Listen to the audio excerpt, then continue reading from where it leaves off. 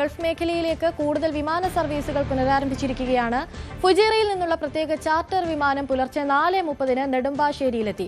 ഇന്ന് നെടുമ്പാശ്ശേരിയിൽ നിന്നുള്ള 19 വിമാനങ്ങൾ റദ്ദാക്കി. കുടുങ്ങിക്കിടക്കുന്നവരെ എത്തിക്കാൻ കൂടുതൽ വിമാനങ്ങൾ സർവീസ് നടത്തുമെന്ന് അധികൃതർ വ്യക്തമാക്കി. വിവരങ്ങളുമായി ആജ്ഞ രവീന്ദ്രൻ ചേരുന്നുണ്ട്. ആജ്ഞ, മലയാളികൾക്ക് ഒരു വലിയ ആശ്വാസം എന്ന് തന്നെ പറയാം. ഗൾഫ് മേഖലയിൽ കുടുങ്ങിക്കിടന്നിരുന്ന നിരവധി മലയാളികളുണ്ട്. അവർക്ക് മടങ്ങിയെത്താൻ ഒരു വഴി കൂടി തെളിഞ്ഞിരിക്കുകയാണിപ്പോൾ. വിശദാംശം എങ്ങനെ വേണം പറയാൻ. എന്തായാലും ഇന്ന് എറണാകുളത്ത് നിന്ന്, അതായത് നെടുമ്പാശ്ശേരിയിൽ നിന്നും പുറപ്പെടുന്ന 19 വിമാനങ്ങളാണ് റദ്ദാക്കിയിരിക്കുന്നതെന്നുള്ള വിവരമാണ് ലഭിക്കുന്നത്. അതേസമയം ഇന്നലെ മസ്കറ്റിലേക്ക് ഒരു സർവീസ്, അധിക സർവീസ് പോയിരുന്ന ഒരു സാഹചര്യം കൂടിയുണ്ട്. പക്ഷെ ഫുജൈറയിൽ നിന്നുള്ള പ്രത്യേക ചാർട്ടർ വിമാനം ഇന്ന് പുലർച്ചെ 4:30 കൂടിയാണ് നെടുമ്പാശ്ശേരിയിൽ എത്തിയത്.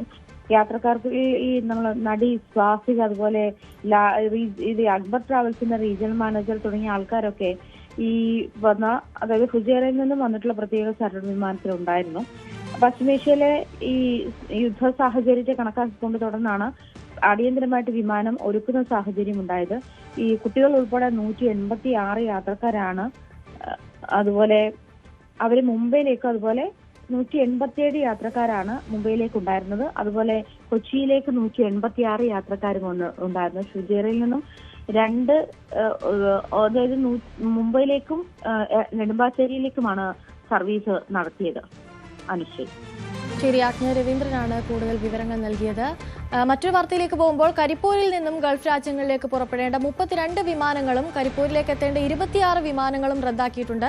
റിയാദിലേക്കുള്ള ഫ്ലൈറ്റ് നാസിന്റെ സർവീസ് മാത്രമാണ് ഇന്ന് കരിപ്പൂരിൽ നിന്നുള്ളതെന്ന് വിമാനത്താവള അധികൃതർ അറിയിച്ചിട്ടുണ്ട്. CB അനുമോദ് ചേരുന്നുണ്ട് കൂടുതൽ വിവരങ്ങളുമായി.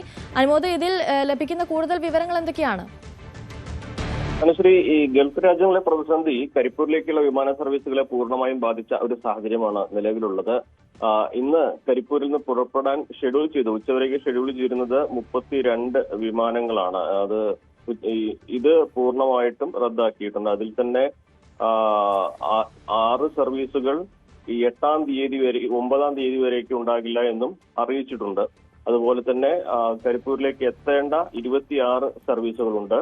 അതില് 26 എണ്ണവും പൂർണ്ണമായി റദ്ദ് ചെയ്തിട്ടുണ്ട്. അതിൽ തന്നെ 6 സർവീസുകൾ 9-ാം തീയതി വരെയും ഉണ്ടാകില്ല എന്നാണ് അറിയിച്ചിരിക്കുന്നത്. ഫൈനാസിന്റെ റിയാദിലേക്കുള്ള ഫ്ലൈറ്റ് മാത്രമാണ് ഇന്ന് കരിപ്പൂരിൽ നിന്ന് പുറപ്പെടുക എന്നാണ് വിമാനത്താവളത്തിൽ ലഭിച്ച വിവരം. അത് രാവിലെ 7:30 പുറപ്പെടും.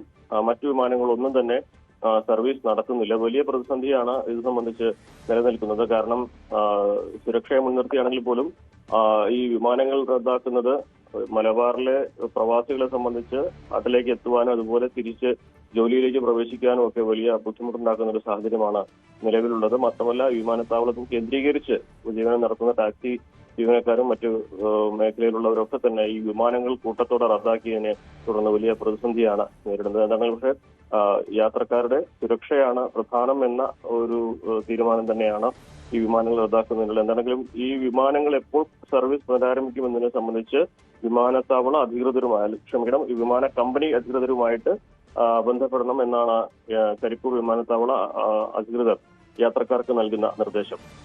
ശരി, CB അനുമോദാണ് കൂടുതൽ വിവരങ്ങൾ നൽകിയത്. കൂടുതൽ വാർത്തകൾക്ക് News 18 Keralam YouTube channel subscribe ചെയ്യുക.